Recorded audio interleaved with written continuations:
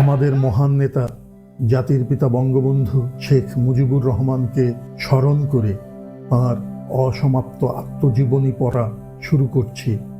যারা তাকে ভালোবাসেন, যারা তার সমালোচনা করেন, অপছন্দ করেন, সকলেরই উচিত এই বইটি পড়া, তাকে জানার জন্য ও বোঝার জন্য।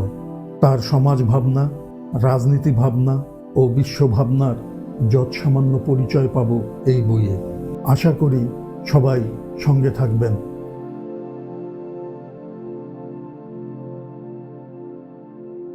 কত কথা মনে পড়ল, কত আঘাত আব্বাকে দিয়েছি, তবু কোনোদিন কিছুই বলেন নাই। সকলের পিতাই সকল ছেলেকে ভালোবাসে এবং ছেলেরাও পিতাকে ভালোবাসে ও ভক্তি করে, কিন্তু আমার পিতার যে স্নেহ আমি পেয়েছি আর আমি তাকে কত যে ভালোবাসি সে কথা প্রকাশ করতে পারবো না।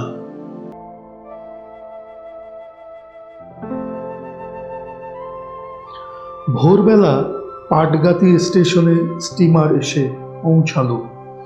আমার বাড়ি থেকে প্রায় 2.5 মাইল হবে।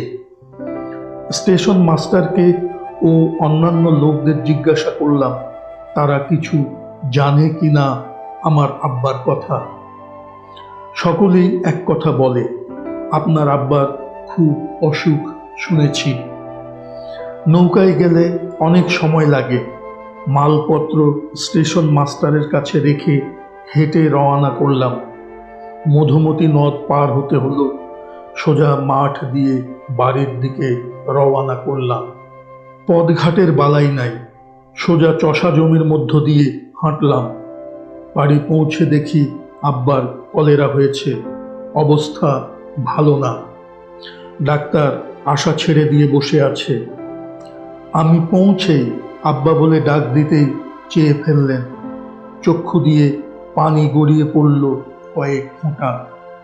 আমি আব্বার বুকের উপর মাথা রেখে কেঁদে ফেললাম। আব্বার হঠাৎ যেন পরিবর্তন হলো কিছুটা। ডাক্তার বলল নারীর অবস্থা ভালো মনে হয়। কয়েক মুহূর্তের পরেই আব্বা ভালোর দিকে। ডাক্তার বললেন ভয় নাই, আব্বার প্রস্রাব বন্ধ হয়ে গিয়েছিল, একটু পরেই প্রস্রাব হলো, বিপদ কেটে গেছে। আমি আব্বার কাছে বসে রইলাম। 1 ঘন্টার মধ্যেই ডাক্তার বললেন আর ভয় নাই, প্রস্রাব হয়ে গেছে, চেহারাও পরিবর্তন হয়েছে। 2-3 ঘন্টা পরে ডাক্তারবাবু বললেন আমি এখন যাই, সমস্ত রাত ছিলাম, কোনো ভয় নাই, বিকালে আবার দেখতে আসব। আমি বাড়িতে রইলাম কিছুদিন। আব্বা আস্তে আস্তে আরোগ্য লাভ করলেন। যে ছেলেমেয়েরা তাদের বাবা মায়ের স্নেহ থেকে বঞ্চিত, তাদের মতো হতভাগা দুনিয়াতে আর কেউ নাই।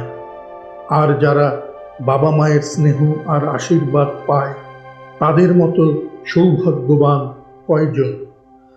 আমি ঢাকায় এলাম। বিশ্ববিদ্যালয়ে ভর্তি হয়েছি, আইন পড়ব। বই পুস্তক কিছু কিনলাম। ঢাকায় এসে শুনলাম গণতান্ত্রিক যুবলীগের এক সভা হয়ে গেছে। কার্যকরী কমিটির নতুন সভা কোঅপ্ট করা হয়েছে। পূর্বে ছিলাম 17 জন, এখন হয়েছি 34 জন। কারণ আমাদের সংখ্যালঘু করার ষড়যন্ত্র। আমাদের অনেকে নোটিশও পায় নাই। অন্য কোনো কাগজ না ছাপলেও কলকাতার ইত্তেহাদ কাগজ আমাদের সংবাদ ছাপত। ইত্তেহাদেও নোটিশ ছাপানো হয় নাই।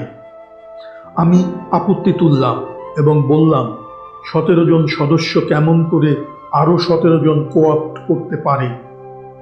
সভা ডাকা হোক। কিছুদিন পরে খবর পেলাম ময়মনসিংহে সভা ডাকা হয়েছে। সকলে নোটিশ পেয়েছে, আমাকে দেওয়া হয় নাই। নোয়াখালীর আজিজ মোহাম্মদ ঢাকা সিটি মুসলিম লীগের সেক্রেটারি ছিলেন।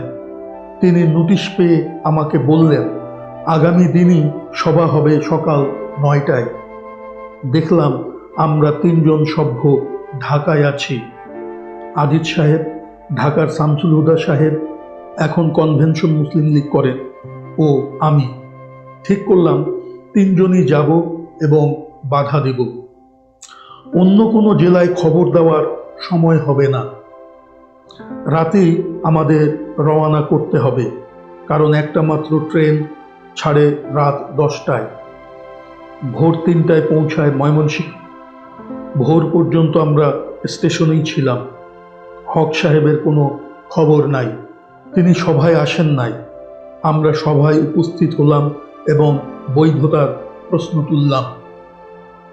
আমাকে ও অনেককে নোটিশ দেওয়া হলো না কেন? তারা একটা ম্যানিফেস্টো করে এনেছেন। আমরা বললাম নোটিশ দিয়ে সভা ডাকা হোক ঢাকায়, এবং সেখানে ম্যানিফেস্টো গ্রহণ করা হবে কি হবে না ঠিক করা হবে। আর এত তাড়াহুড়ো করা উচিত হবে না। আর আমরা কোনো রাজনৈতিক প্রতিষ্ঠানে যোগদান করতে পারি না, কারণ মুসলিম লীগের এখনো কাউন্সিল সদস্য আমরা। অনেক তর্ক বিতর্ক হলো। তারপর যখন দেখলাম যে কিছুতেই শুনছে না, সকলেই প্রায় কমিউনিস্ট ভাবাপন্ন বা তাদের সমর্থকরা উপস্থিত হয়েছে, তখন বাধ্য হয়ে আমরা সভা ত্যাগ করলাম। আর বলে এলাম, মুসলিম লীগের কোনো কর্মী আপনাদের এই ষড়যন্ত্রে থাকবে না। যুবলীগও আজ থেকে শেষ। আপনাদের ক্ষমতা ও জনপ্রিয়তা আমাদের জানা আছে। আমাদের নাম কোথাও রাখবেন না। মোগলটুলিতে যুবলীগের অফিস ছিল, আমরা বোর্ডটা নামিয়ে দিলাম। এর মধ্যেই তারা ম্যানিফেস্টো ছাপিয়ে ফেলেছে, অফিসেও নিয়ে এসেছে। শওকত মিয়াই এই অফিসের কর্তা। তিনি হুকুম দিলেন যুবলীগের সকল কিছু এখান থেকে নিয়ে যেতে। কে নেবে? কাউকেও দেখা গেল না। পুলিশ অফিসে তল্লাশি দিল, আমাদের নামও আইবি খাতায় উঠল। 150 নম্বর মোগলটুলি থেকে পাকিস্তানের আন্দোলন হয়েছে। সেই লীগ অফিসেই এখন গোয়েন্দা বিভাগের কর্মচারীরা পাহারা দিতে শুরু করলো গোপনে গোপনে। আমরা সকলে শহীদ সাহেবের ভক্ত ছিলাম, এটাই আমাদের দোষ। আমরা সাম্প্রদায়িক সৌহার্দ্য যাতে বজায় থাকে তার চেষ্টাই করতে থাকলাম। আজ এ পর্যন্ত।